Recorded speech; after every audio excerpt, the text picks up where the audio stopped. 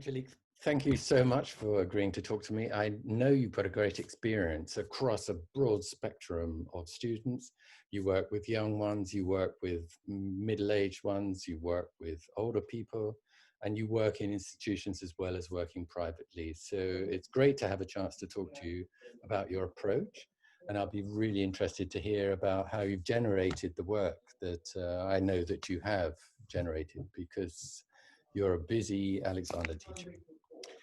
Now, I understand you've got some slides that you're going to show us today. So I look forward to seeing those and hand over to you to take over from here. And I might jump in every now and then if I feel like having a chat during your slides. Oh, please do. Okay, good. Okay. First of all, I would like to thank you for being asked. It's really nice to contribute to the Developing Self. It's a great channel. I enjoyed watching all the videos.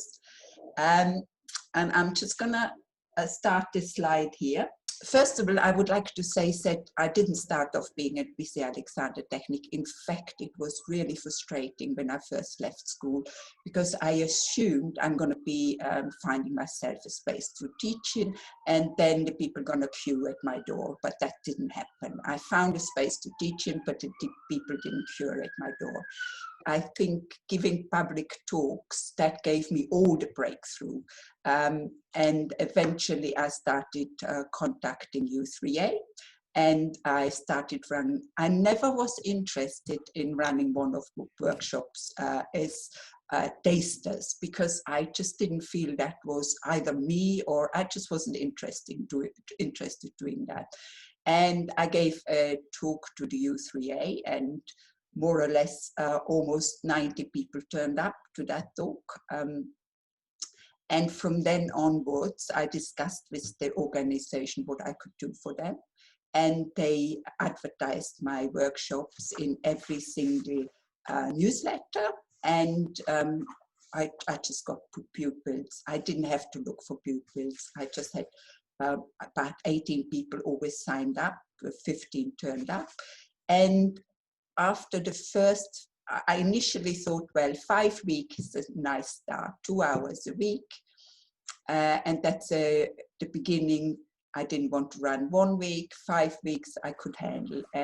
But I was sort of, how am I going to structure these 5 weeks? And I am not a person who can just breathe in and run a workshop. So I created this curriculum.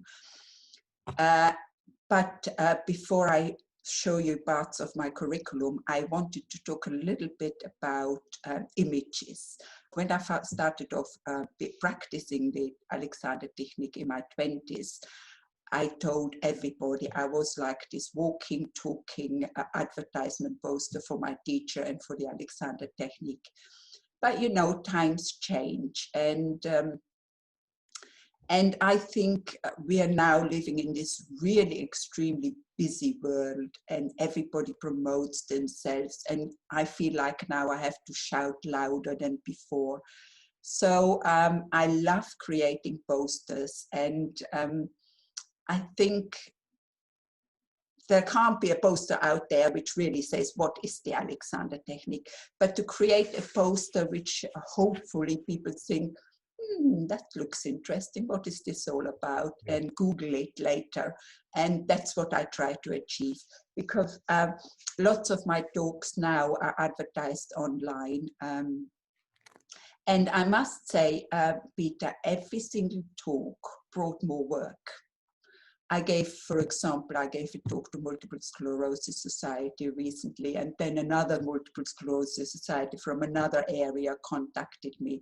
Or I gave a public talk to, it was through a company who organized it for me. All I needed to do is turn up with my USB stick, and the same day I had the Embassy Spouses Club contacting me through the advertisement, said, could I please come and give a talk to them? So, and initially you think, oh, I just done a talk and nobody booked any lessons. But sometimes people contact me a year later. So I think it's key in this world to think about images and slogans. And I love doing posters. So I always think, if Peter, you would sit, we're bombarded with posters. What would you see if you sit in a waiting room and saw this poster? I'd definitely be excited about it. I love the image in the middle there, seeing, the various parts of the brain, the two hemispheres and the brain stem. And I'd be thinking these lessons will really appeal to me because, that anatomical, that scientific side of it certainly appeals to me, and I'm sure thousands of other people too. And then I'll be thinking, so what about these arrows? And then I look at the one on the left and I'm thinking, it doesn't look as good as the one on the right. But, from an Alexander point of view, I know why. But I think absolutely everybody would prefer the one on the right. And Yeah. And it's so simple. It's such a big message straight away. Yeah, yeah. And I thought maybe people think it's a little bit arrogant for me to say a better life with the Alexander technique, but I think to be controversial is always good. Doesn't do any harm. I found, and I asked lots of Alexander teacher what they would use as a slogan, because it really would interest me. And when I gave a talk through a company, they just put in a heading, and I thought, oh, they're just given me the heading, and I didn't say what I wanted, and they called it change your habits to change your life. And I really liked that in the end, and I left it as it was. So I think, doing images in this modern age, when we are bombarded with images, I think it's always a good thing to do. And I always say the best buy I ever made as a teacher wasn't my expensive mini skeleton. My best buy is my projector. I take it, I have it in all the courses, I take it to all my talks. Even some people say, oh, we have our own projector, but I always carry it with me. So for a teacher, your best buy is to buy a projector. That's what was it for me. The projector allows you to beam images up onto the wall or onto a screen. Yeah. Yeah. And there is hardly ever any spaces where there is not a tiny piece of wall you can project on. Yeah. You don't need you don't need a canvas, you don't need anything, you just need a projector and obviously a laptop. And it helps when you know the equipment, so you don't want to go to a talk and think, oh, will the equipment work? Because my images are really important to my talk. That brings me to the next slide, Peter. And this is my, well, I shouldn't call it school, but it's almost a school, because the first time I run courses, it lasts for a whole year, because after 5 weeks I ask them, do you wish to continue? And it's really lovely to have them for a whole year. And I think, to benefit, people always say, oh, how can you benefit from the Alexander technique if it's just a workshop? And I agree, if it's a one-off workshop, then it's an introduction to the Alexander technique, but that's not what I wanted to do. I wanted to have something long-term. And it's funny that image actually shows exactly my curriculum, because I always start off with asking them to introduce themselves or what they noticed during the day, and then I always move on to my slides. And I always give a 20 minutes presentation, because I'm adamant that they really understand the Alexander technique. But their favorite part really was always the lying down. They always said, how can we lie on such a hard church floor and feel so comfortable? The other thing which was really good about my curriculum was I had always teacher from LCAT, the 9th term students, and then I was able to offer every single individual a private lesson through the students, a private table turn. And it was always so good when they got off the table, they were like floating, and how brilliant it is. So it was quite structural, the course, every week they came, it was the same thing, slides, talk, working in activity, and lying in semi-supine. It's very clear from the picture on the screen in front of us. There's so much. If you look at the pictures for a little longer, you see so much going on there. And I can see Will there in the and Theo. And Yeah, on the bottom one, Peter, helping. we Yeah. were Christmas, and I thought, oh, I bring some alcohol. See if we get sloshed, we still can direct. Did it work? So, so I gave them all a glass of Prosecco, but they even had to learn whilst they were drinking, just to notice whether they're throwing their heads back, and but we all were a bit tipsy afterwards. Sounds good.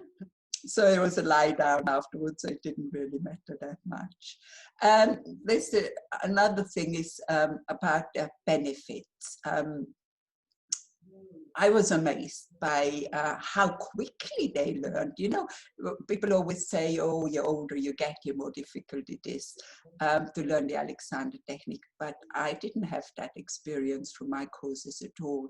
For example, I had this lady coming, she came with 2 sticks, and I asked her what were the sticks for, and she says to get in and out of the chair.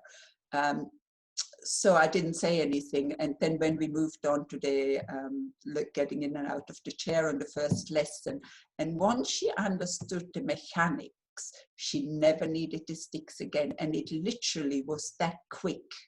She really, that I'm really strong in them understanding the mechanics of movement. Mm-hmm. So I'm going to move on to my next slide, Peter. And I always encourage to take photos if they allow me, or in that case, I always take photos with their phones, so they don't feel like I would use their photos.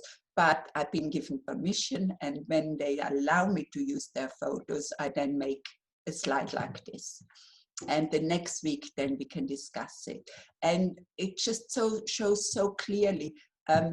The guy, he was really into yoga, and he's been doing it for many, many years. So I think giving him instruction was like instant. He really was very, very quick in comprehending them. But then when you look at the slides and explain, we should expand in our movement and not contract. And I think it really is helpful for them to see other people move or other people's slides. Yep, for sure. That goes me into the next slide, Peter. And I just think, when you run courses for the 50 plus generation, there are other challenges. And some of the challenges were back fusion. So, a lady had back fusion. One lady had double hip replacement. So they already had quite a few operations. There were quite a few knee replacements. But what is also good from this course and 50 plus generation, and I must say, they were busier than people who work. To organize anything was like, and even though 15 people signed up on each week, there were like 2 or 3 missing because they were so busy people. So we could discuss things, and they come from all walks of life, which was really nice, so we can exchange knowledge.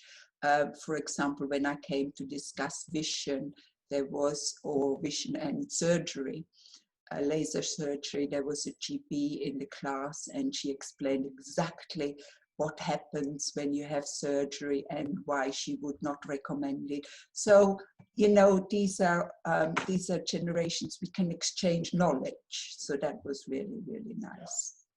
Peter, I can share some of my curriculum if you think the teachers would be interested.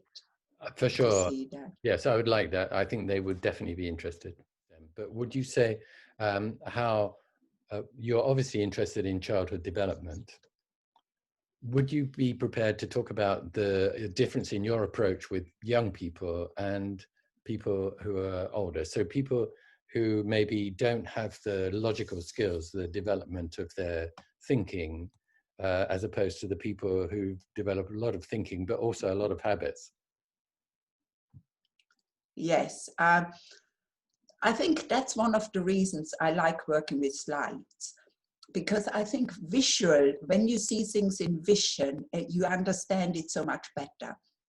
And I really, I think that goes either for 14-year-olds or 90. And my oldest was 96 and my youngest is 14. obviously there's a difference in your conversation you have with a 14-year-old, do you have a 96-year-old?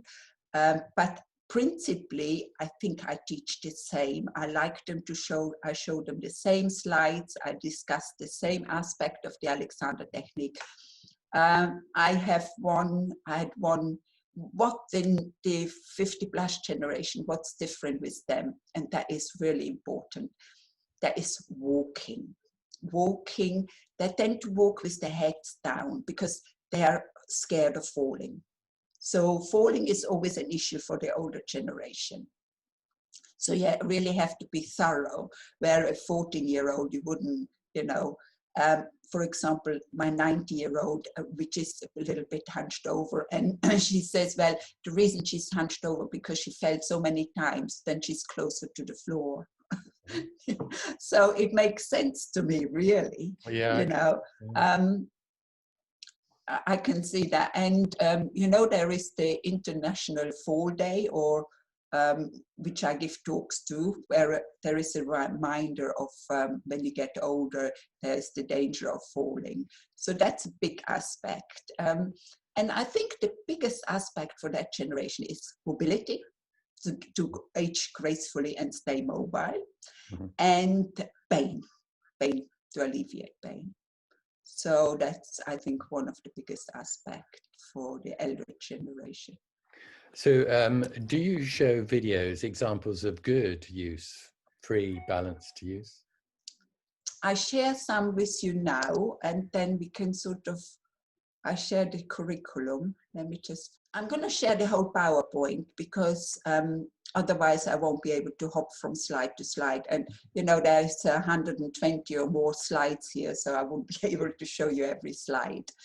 But I show you, you know, every week I have like a curriculum, and I create a curriculum for every week, and I got 20 weeks curriculum. But if I just show you, for example, we discuss the nervous system, so they really understand when they send signals to their muscles, that they recognize when they send too many signals, for example, to muscles they don't require for specific movements. So it really is important for me, for them to understand that kind of aspect of the Alexander technique. And obviously the first week we talk about head, neck and back coordination. And here you find those videos on YouTube. There are so many good videos, because this is literally a video of the head neck when he tilts his head and neck, which I'm not going to show now. But, you know, when you see it visually, you really understand it. So that's really the important aspect of it. So here again is, you know, harmful use and good use. Again, one of the pupils. And obviously we talk about gravity, so they understand the gravity, and the key is to learn Alexander technique direction and lying down. So every week has a curriculum about a certain subject. So the first week is always head, neck, and back coordination. The second week is all about your shoulder girdle. And I always give them homework. Oh, right. So every week they get a handout, so they know exactly what we discussed in my slides. And obviously they don't have to do their homework, but if they want to, they can. And they always came back, oh, I wasn't here next week. Can you please, can you, they even send me an email, can you ensure that you have the slides for next week? So for that reason, I think it's really nice to have visual aspects. I think in future, I may do it differently and send them the slides rather than, you know, because I always put 4 slides on one page, and so I only have one page and back to front as well. And again, there's some really good videos on YouTube about the shoulder movement. But I always delve into subjects like these. Do our bones influence our minds? And it's just incredible. The scientists found out that we have a protein called osteocalcin in our bones. And when he removed the protein, there was no difference in their skeleton. He couldn't see no difference. And why do we have them in such large quantities? And only then he realized said the mice started to behave differently. They're cognitive, they couldn't work cognitive anymore. And they had mood swings, not mood, but the mice were just not able to function normally anymore. So that makes me like with hundreds of questions, do they deplete as we age? Are people born with less or more? So, you know, I think people are interested at a certain age in subjects like these. That is totally fascinating. That's the first I've heard of osteocalcin, and Yeah. I'll be looking it up after this chat we're having. Yeah, I think it's Carcenti who is the scientist who found that out. So, you know, I think that's really interesting. It doesn't always have to be applied to the Alexander technique. I have to think of information they would like.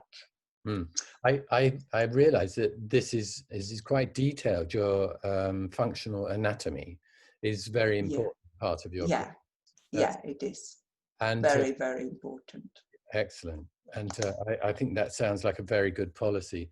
And how much do you use the Alexander jargon? Do you talk about inhibition and direction and primary? Oh, absolutely. We have, you know, we have whole subjects on that. That is really, really important for them to understand those, you know, recognition of habits, inhibition.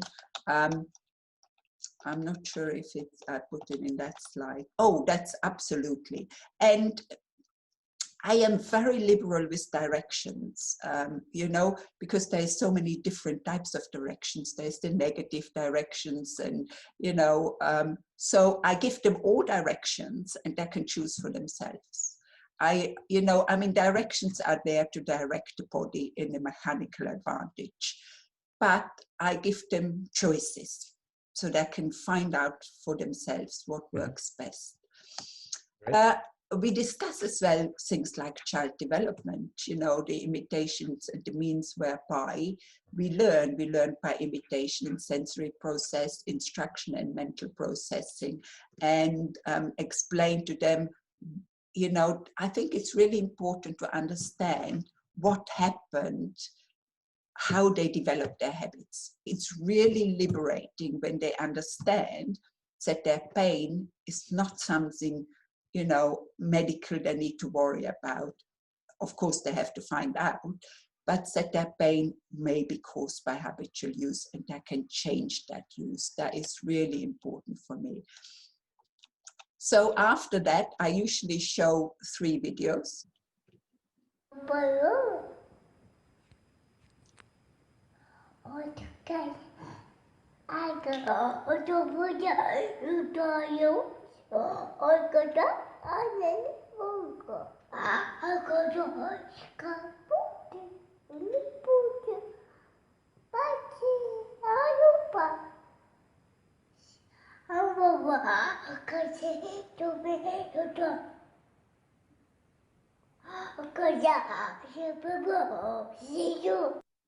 I just wonder who she's mimicking. The next video is about a stimuli and how we react to a stimuli in life. That is a very big part of the Alexander technique, to recognize our harmful use, to whether it's a happy or a challenging stimuli in life, how we react and whether we use muscular tension. And I always encourage people to look at their bodies and how they react, because we don't just react with our mind, we react on a psychophysical level.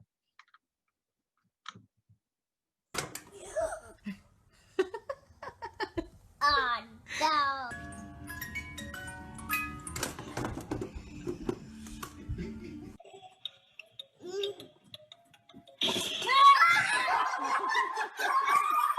That week, the 3rd week, is all about hip, anything with hips. Again, you can find loads of videos with hips and explaining to them why it's not good to stand on one leg and that they should distribute the weight, and then explaining also the reason why I can't sit in lotus positions, that we all have different hip sockets, which is quite amazing to understand. And about the sciatic nerve, if anybody suffers from sciatic nerve, and again, videos about sitting comfortably, sitting on your sitting bones.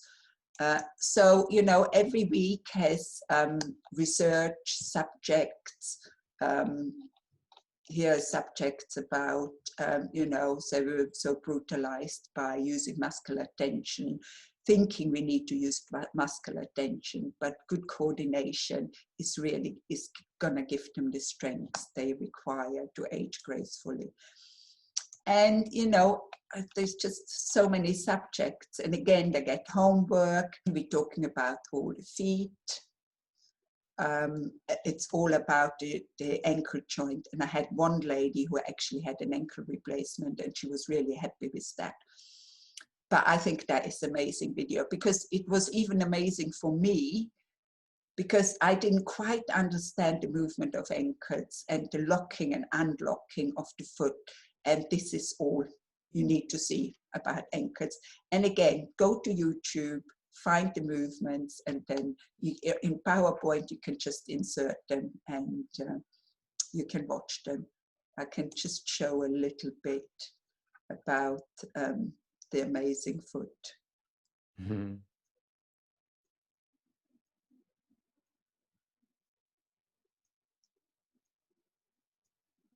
So as you can see, Peter, you know, to see images like that help me understand when I walk how my foot moves, and it will help them. So it's really, really helpful. But it's obvious that you put a lot of work into discovering these images, and your thinking about choice is obviously brilliant.